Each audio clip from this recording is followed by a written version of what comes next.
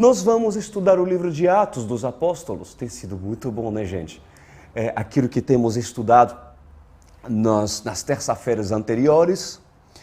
E, em continuidade, nós vamos abrir nossa Bíblia no livro de Atos, capítulo 5, versículo 17 em adiante. Atos 5, 17 em adiante. Estão preparados?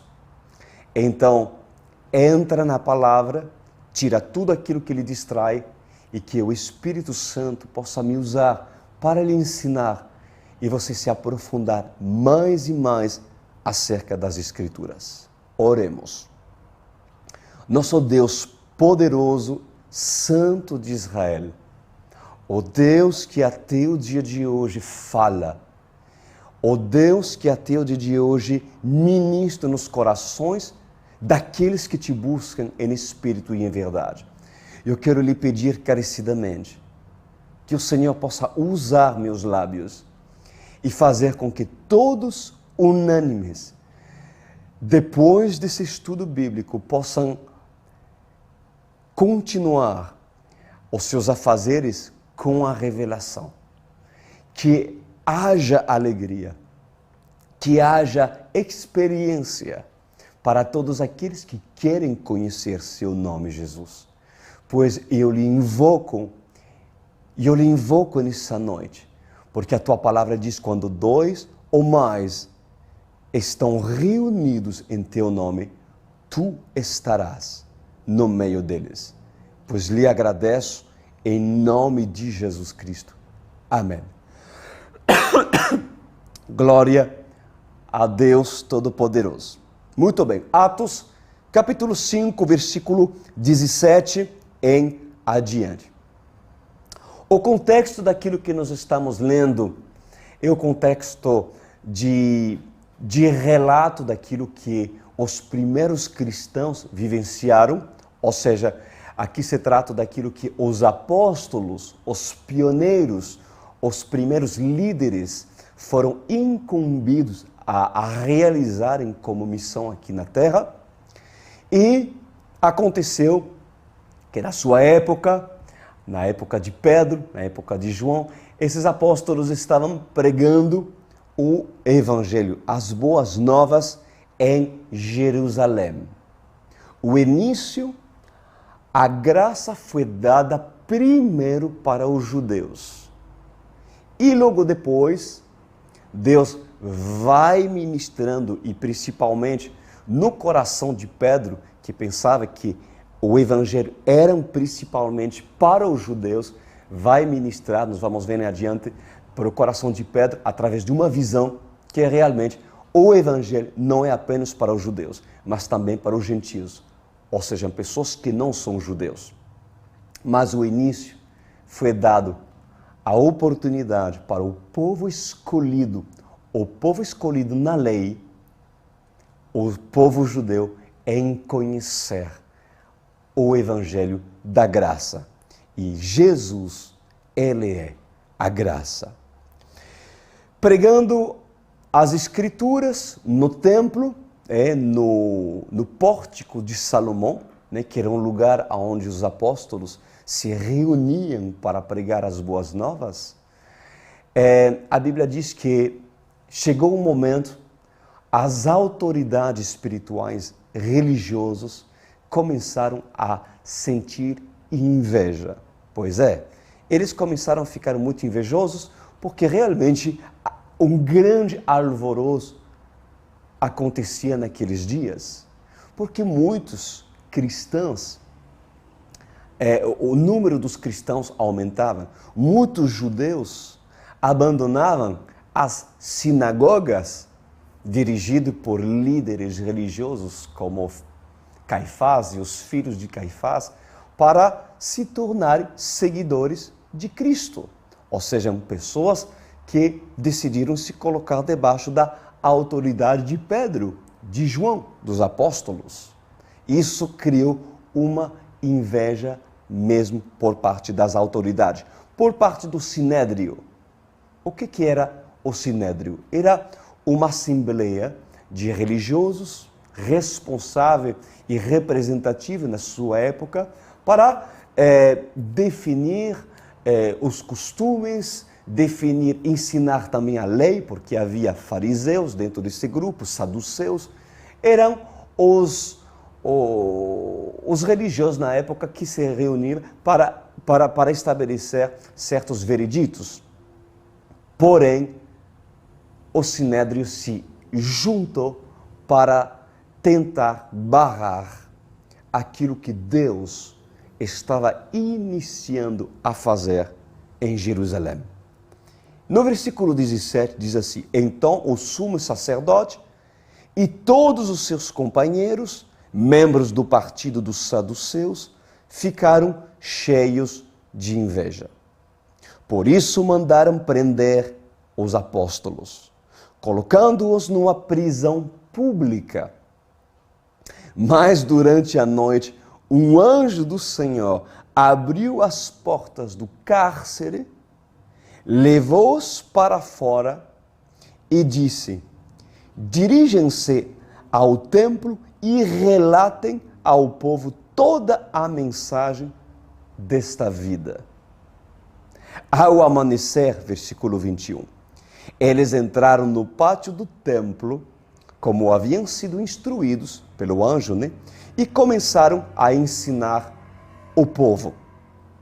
Quando chegaram o sumo sacerdote e seus companheiros, convocaram o Sinédrio, toda a assembleia dos líderes religiosos de Israel, e mandaram buscar os apóstolos na prisão.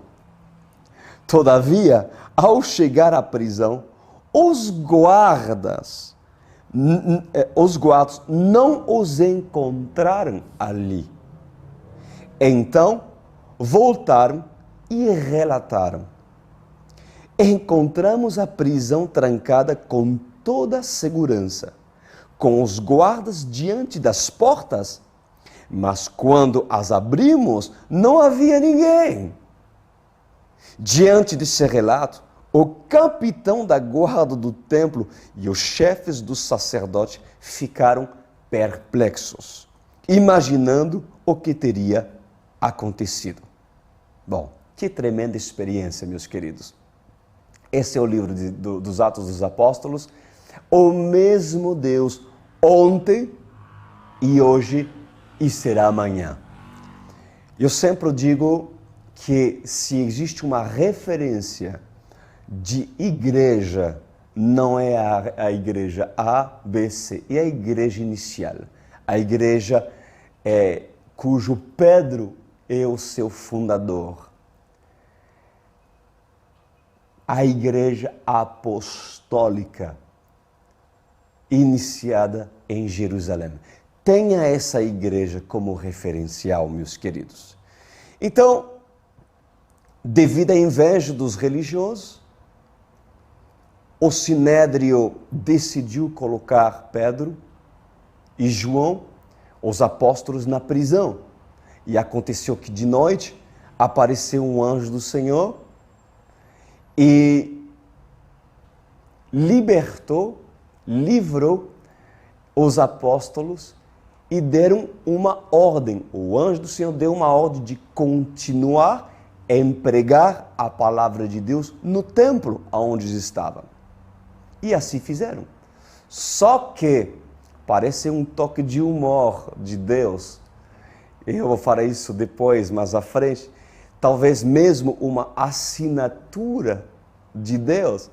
E que o cômico em tudo isso, que quando o Sinédrio foi buscar os apóstolos, obviamente eles não estavam lá. Eles estavam pregando cedo de manhã no pórtico do templo, onde era costume, Eles costumavam pregar. Só que a porta, o relato dos guardas foi que a porta da prisão, ela estava fechada. E havia guarda que estavam lá guardando a prisão. Deus poderia ter deixado a porta aberta. Mas não, a porta estava trancada, sabendo que não tinha nem a chave. Ou seja, ali uma assinatura, um autógrafo por parte de Deus, dizendo, é Deus. Não foi homem, não foi força, mas eu Todo-Poderoso. Agora, eu quero iniciar essa reflexão com essa pergunta.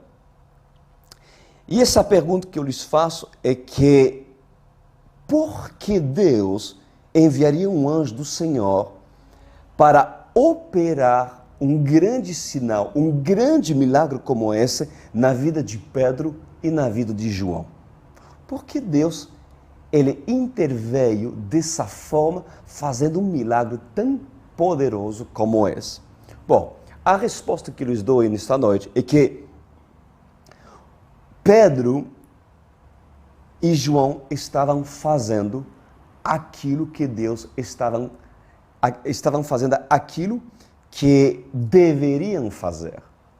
Ou seja, os apóstolos estavam no centro da vontade de Deus e fazendo aquilo que Deus pedia para os apóstolos fazerem.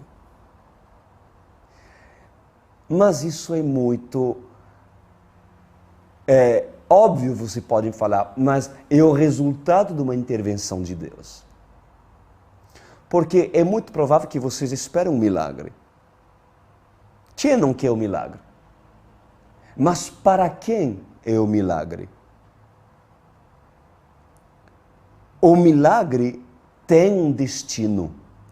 E o milagre é separado para quem está fazendo aquilo que Deus pede para essas pessoas fazerem.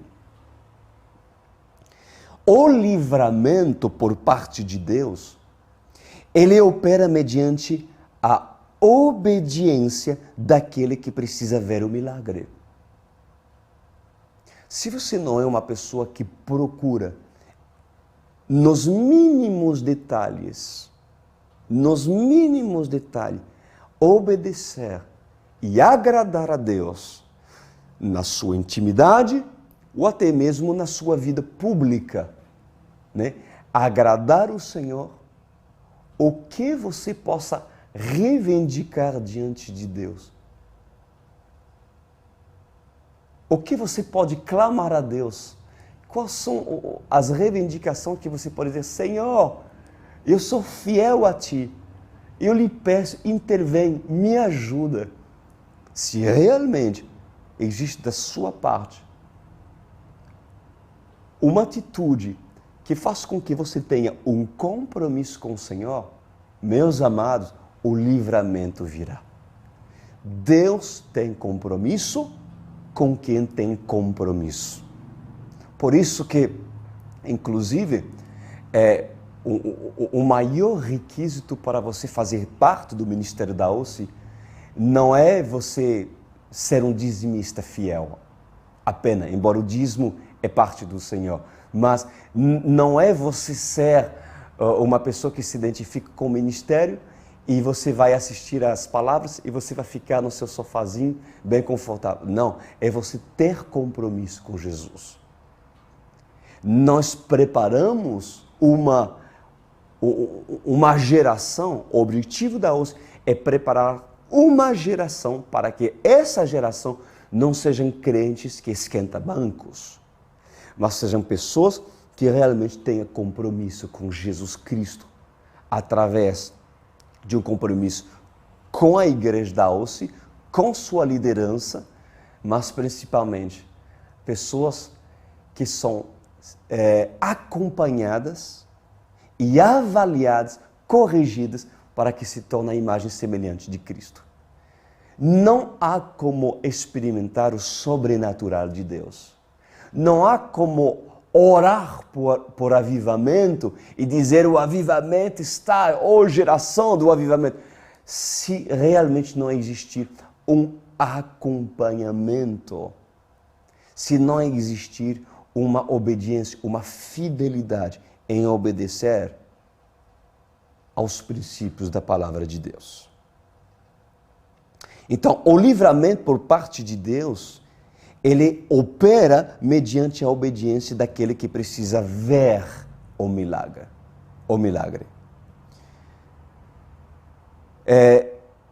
Se você responde aquilo que Deus lhe incumbiu a fazer, Deus terá compromisso em livrá-lo.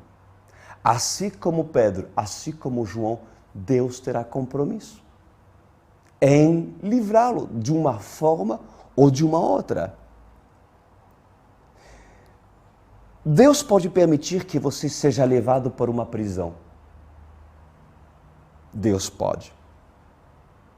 Mesmo Pedro sendo Pedro, mesmo sendo João, estamos falando de apóstolos, pois Deus permitiu que esses dois ungidos, que tiveram uma grande comunhão com Deus, passassem por situações extremas, vamos falar assim, situações onde foram enfrentando realmente a prisão. Uma situação que ninguém gostaria de estar. Mas, simbolicamente, muitas pessoas chegam até Jesus já aprisionados, trancado numa célula, trancado numa prisão, mas a diferença de Pedro e João é que é uma prisão que já faz muitos anos e muito tempo que eles estão dentro dela. A prisão de Pedro, a prisão de João, é uma prisão que não conseguiu detê-los. Mas agora eu falo com vocês. A prisão, a sua prisão, porque eu sei que muitas pessoas que estão nos vendo neste momento estão debaixo de um jugo de uma prisão que não se acaba. Uma prisão, uma fortaleza que parece tão forte, tão cercadas de guardas, homens fortes, que não os deixa livre. E até o dia de hoje, talvez a sua alma está dentro dessa prisão, preparado já há muitos anos por Satanás. Planejados para que vocês nunca saiam dela. Não é porque você conhece Jesus, não é porque você teve uma linda experiência com Deus e até o dia de hoje você serve a Deus, que você serão isento de ser levado numa prisão.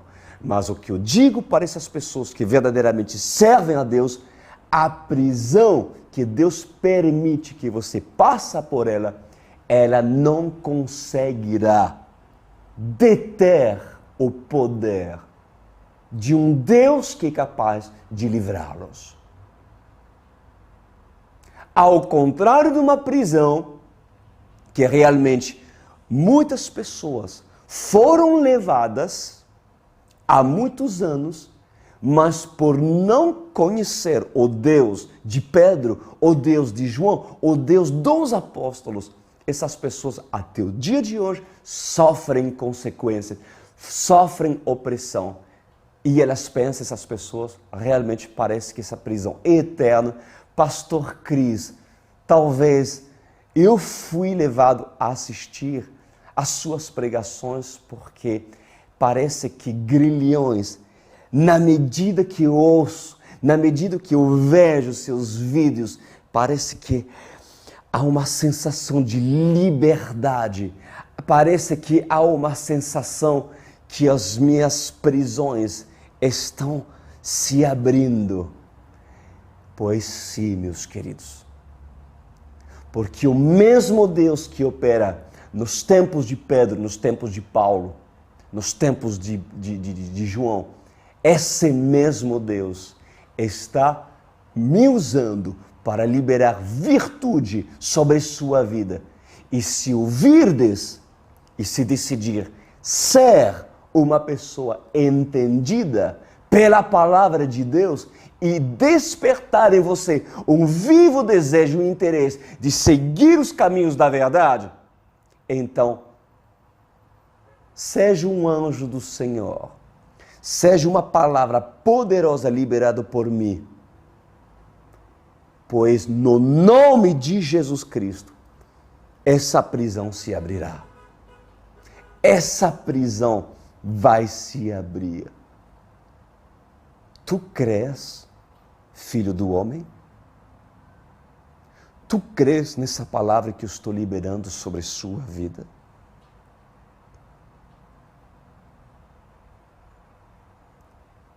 Não fica amedrontado, não fica amedrontada pela quantidade de guarda que está fora da sua prisão. Pode ter 10 guardas, os mais fortes e os mais imponentes.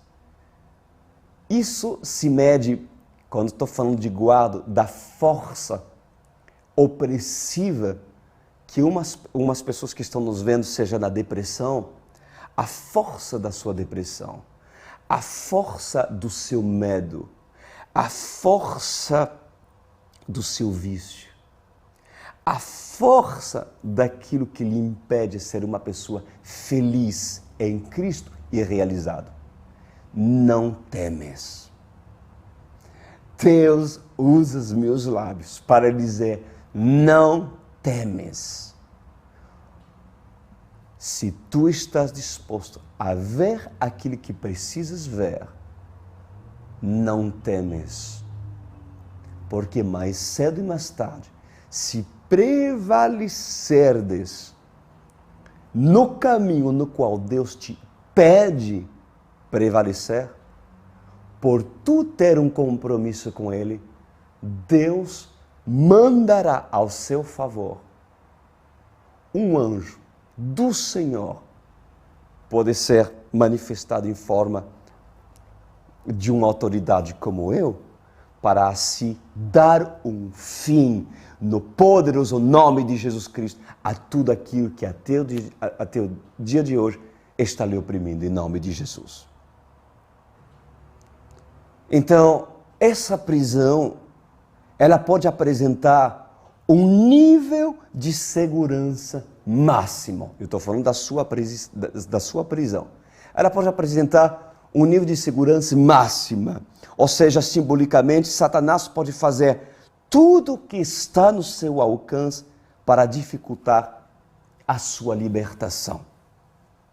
Mas escutem bem, por favor. Para Deus, não existe pequena ou não existe grande libertação. Independente do nível de dificuldade da sua prisão, mesmo que Satanás coloque a sua saúde atrás das grades, mesmo que durante anos esteve aprisionado a sua alma, colocando guardas fortes e seguranças para que não saia da sua situação, se você se decide obedecer a Deus, Ele mesmo, o próprio Senhor, virá ao seu resgate. Glória a Deus por isso. Quem é o homem? Quem é o espírito maligno que pode impedir os planos de Deus quando uma pessoa quer ver a luz? Quem poderá impedir os planos de Deus para uma vida que quer viver? A vida não é querer viver para esse mundo. Querer viver, eu estou me referindo, querer viver para Cristo. Quem irá se opor aos planos de Deus? Para quem quer ver o livramento acontecer. Quem foi o faraó para se opor à vontade de Deus libertar o seu povo do Egito? Quem foi? Haveria algo que Deus não conseguiria fazer para tirá-lo da sua prisão?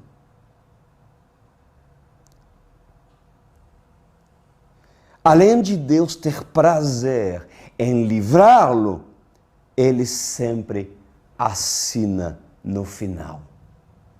O Senhor, Deus Todo-Poderoso, assinou no final, na intervenção que ele realizou dentro da prisão. Porque notam que o anjo do Senhor, ele poderia ter apenas aberto a porta e adormecer os guardas, para que seus escolhidos possam passar, mas não foi assim. Não foi assim. Deus fez questão de fechar com chave a porta, que nem sequer Pedro e João possuíam. Pedro e João não tinham a chave. Olha o que Deus fez.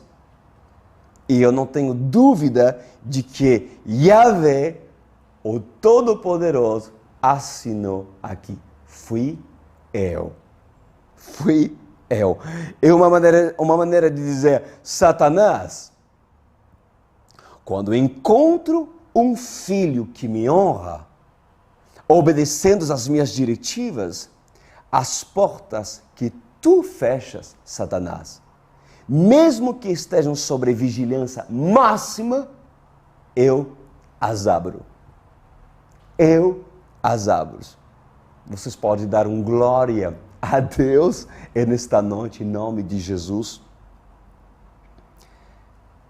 Mas o contrário também é verdadeiro. O contrário também é verdadeiro. As prisões que Deus fecha, por causa da desobediência, ninguém pode abri-las. Vocês precisam entender que Deus tanto abre prisão, como fecha prisões. Sim, com certeza. Não se surpreenda o que eu vou lhe falar. Quem é o dono do inferno? Quem tem o controle do inferno? Satanás? Não. Satanás não tem controle do inferno. Porque o inferno é uma prisão. É uma prisão temporária, feito para os demônios, sim, aprisionar os demônios, mas também para todos aqueles que recusam a graça, para todos aqueles que não querem Jesus. E Deus estabeleceu, até a sua ressurreição, né, que estava a prisão do inferno estava no domínio de Satanás. Mas quando Jesus venceu na cruz do Calvário, tomou das mãos de Satanás a chave da prisão, a chave da morte. E o Senhor se tornou dono. Jesus se tornou dono, sim, dessa prisão do inferno. E a prisão do inferno é uma prisão totalmente debaixo do domínio do próprio Senhor. Por mais incrível que pareça, o Senhor, Ele é dono do inferno. Ele tem a chave. Ele fechou o inferno.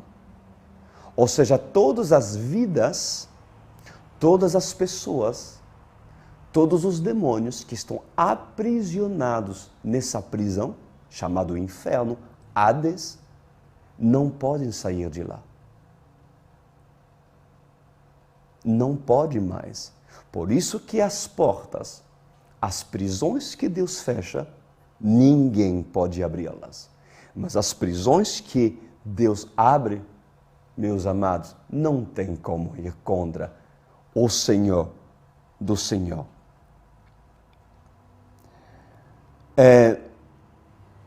Frente à prisão de Deus, Satanás é impotente, ou seja, Satanás não pode nada contra.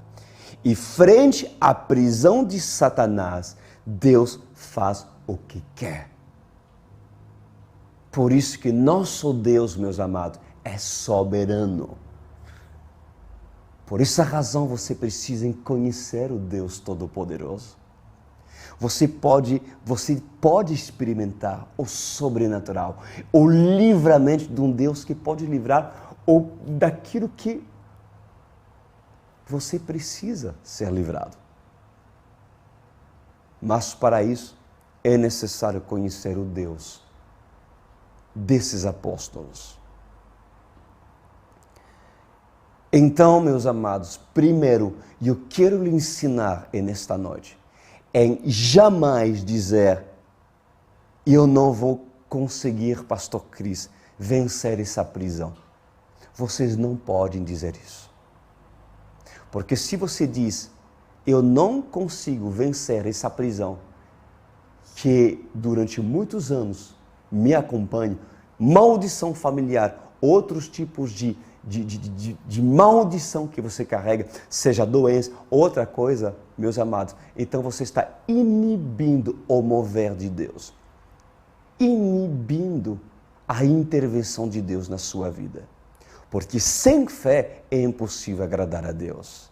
Você precisa ter um nível de confiança. Você tem que aprender a confiar em Deus, e a confiança em Deus, ela é medida pela fé. E o resultado da fé em Deus, mesmo dentro da prisão, é uma paz que excede todo entendimento. Porque quem confia tem paz, porque sabe que Deus é fiel para intervir e assim se mover em seu favor. Se você é uma pessoa que dentro da sua prisão é inconstante, manifesta medo, manifesta tristeza, é que realmente a sua fé não vale muita coisa. Então é momento de você fazer aquilo que agrada a Deus. Mas é claro que para sentir esse nível de fé e a alegria do Senhor em situações extremas, como aquilo que os apóstolos passavam, é necessário realmente colocar em prática a fé que Deus espera que você tenha. Mas também é necessário fazer aquilo que Deus lhe pede fazer. Porque vocês não podem ter fé, a fé bíblica, se as suas obras não testificam da fé que você profere. As obras das suas mãos, o testemunho que você dá no seu trabalho e dentro de casa. Entenderam? Então, se realmente você tem Jesus como Deus, a sua obediência o levará a ver o livramento, porque o Senhor terá a chave para lhe fazer sair da sua prisão. Aleluia! Creia nessas palavras em nome de Jesus.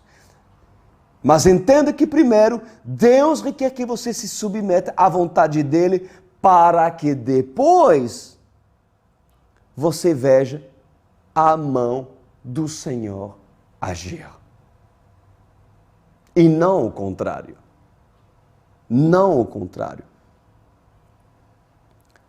Você já se perguntou por que há tantos anos que você não vê mudar nada na sua vida? Você já se perguntou isso? Por que há tanto tempo, tantos anos, que você carrega esse mesmo problema e nada muda na sua vida? E que certas áreas que Satanás aprisionou continuam sendo presas.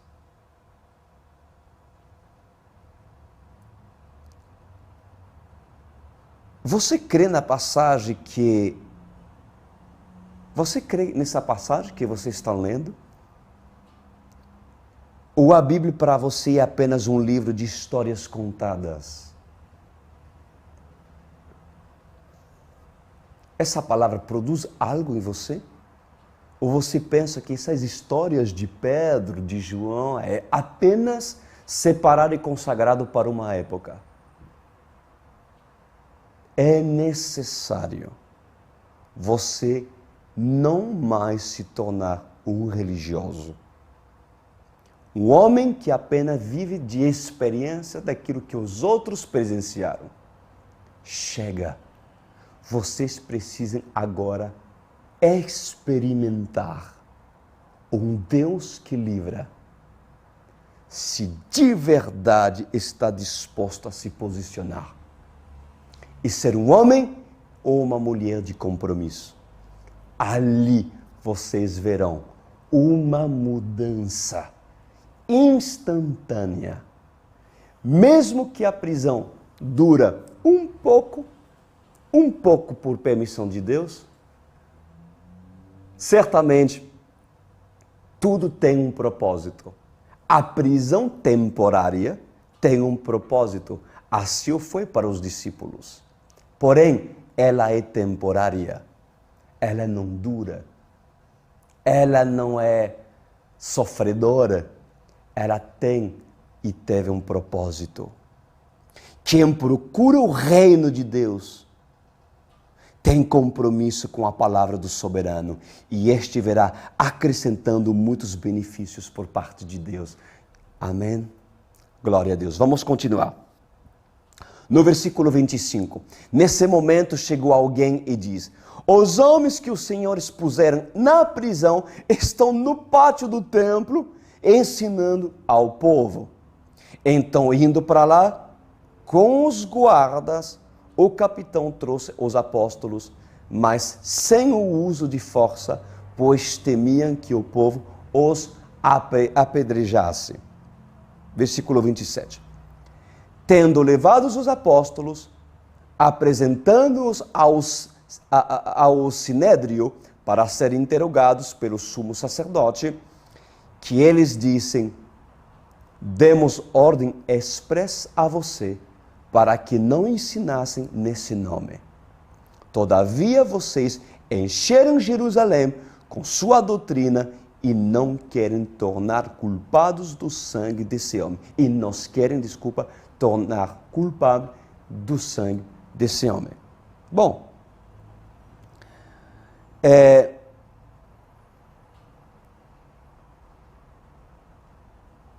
vocês podem alegar que se certas pessoas que você conhece verem milagres por parte de Deus, talvez essas pessoas se converteriam.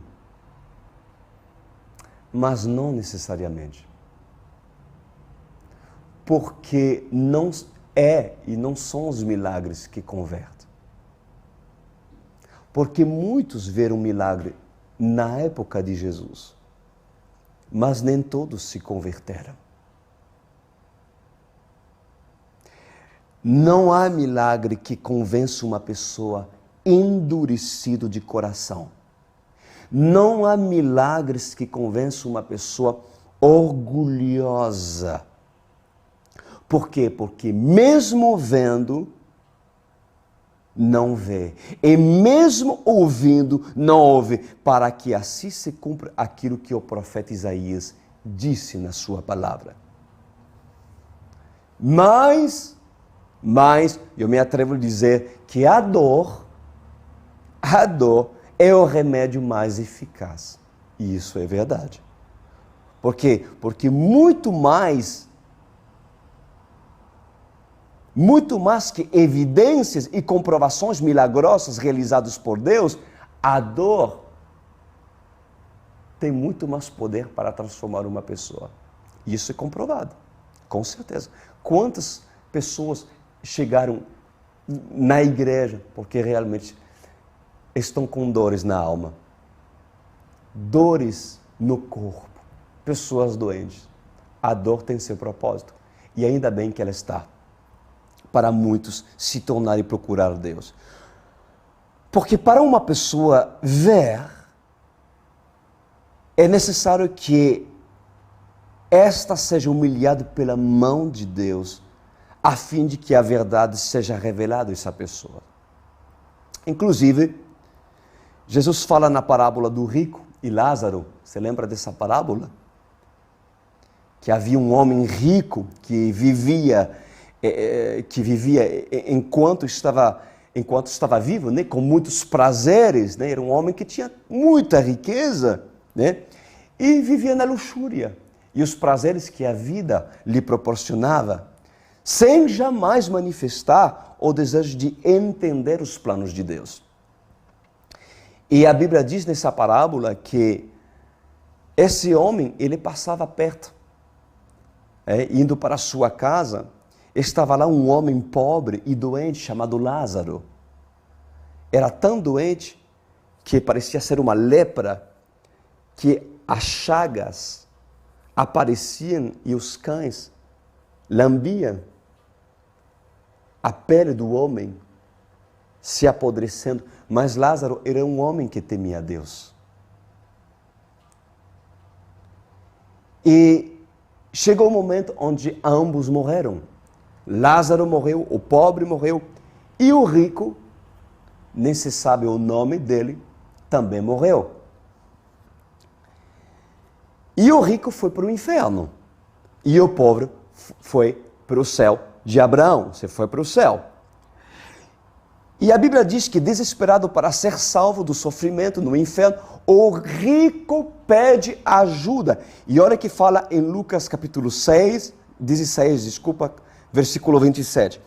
Ele diz assim, o rico: então te suplico, pai Abraão, manda Lázaro ir à casa do meu pai, pois tenho 5 irmãos. Deixa que ele os avisa, a fim de que eles não venham também para esse lugar de tormento. Abraão respondeu: eles têm Moisés e os profetas que os ouçam. Não, pai Abraão, disse ele, mas se alguém entre os mortos fosse até eles, eles se arrependeriam. Abraão respondeu: se não ouvem a Moisés e aos profetas, tampouco se deixarão convencer, ainda que ressuscite alguém dentre os mortos. Ou seja, o rico pediu a Abraão um milagre de ressurreição. Ele quis pedir a Deus um milagre. E a resposta de Abraão foi o quê? Se não ouvem a Moisés e aos profetas, tampouco se deixarão convencer, ainda que ressuscite alguém dentre os mortos. Resumindo, o Senhor estava falando, mesmo uma ressurreição, mesmo que haja uma ressurreição para a sua família, mesmo que sua família veja uma ressurreição, mesmo que Lázaro ressuscitasse, não faria mudar o comportamento dos familiares do rico. O problema desses é que não quiseram ouvir o legislador Moisés e os profetas. A família não quis ouvir os profetas, porque aparentemente eles tinham os profetas, a Bíblia, a palavra de Deus, mas não quiseram. Mas quiseram. O homem rico quis que haja um milagre. E Deus deixa bem claro que para muitos que querem ver o milagre, mesmo vendo o milagre, isso não significa que eles vão se converter. É necessário que haja milagre na sua vida. É necessário que você seja o primeiro milagre. O homem, uma mulher que tem sua experiência. Mas lembre-se, vocês que orem por seus familiares, você mulher que sofre até o dia de hoje por ver seu esposo ainda endurecido, duro de coração, orem por seus esposos, orem por suas esposas ainda não compromissadas, ou ainda não compromissados com a verdade. Orem por eles, mas saibam de uma coisa: se ainda existe dureza dessas pessoas entenderem os planos de Deus por causa de você, se tens compromisso com Deus, com a verdade, com os princípios da palavra de Deus, pois de uma forma ou de uma outra, Deus intervirá, seja pela dor, ou seja pelo amor.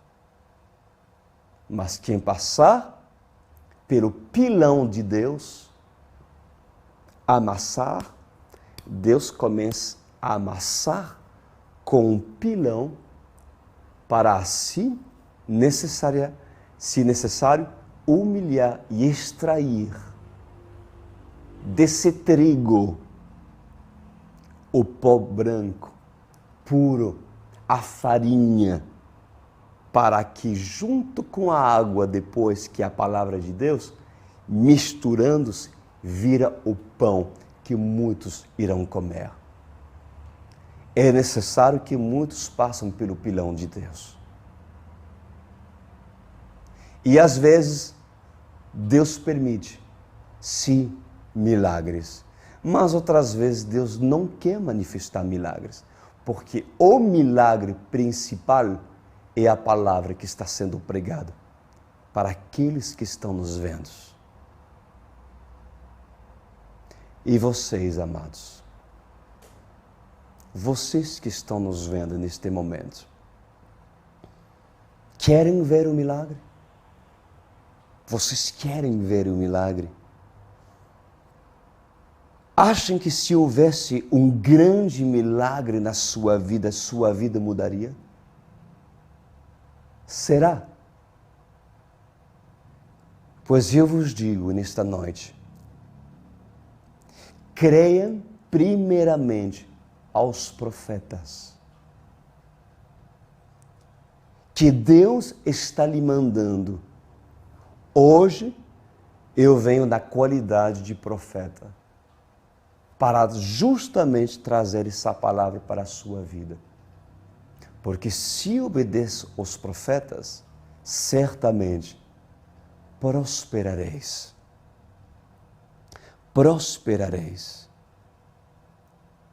Antes de presenciar um prodígio, uma experiência dessa, reconheça o profeta. Saiba reconhecer um homem usado por Deus para lhe endireitar e o levar aonde deve chegar. Hoje, o Senhor me colocou nesse ministério na qualidade de profeta, de homem de Deus, para instruí-los acerca das diretivas que deves tomar.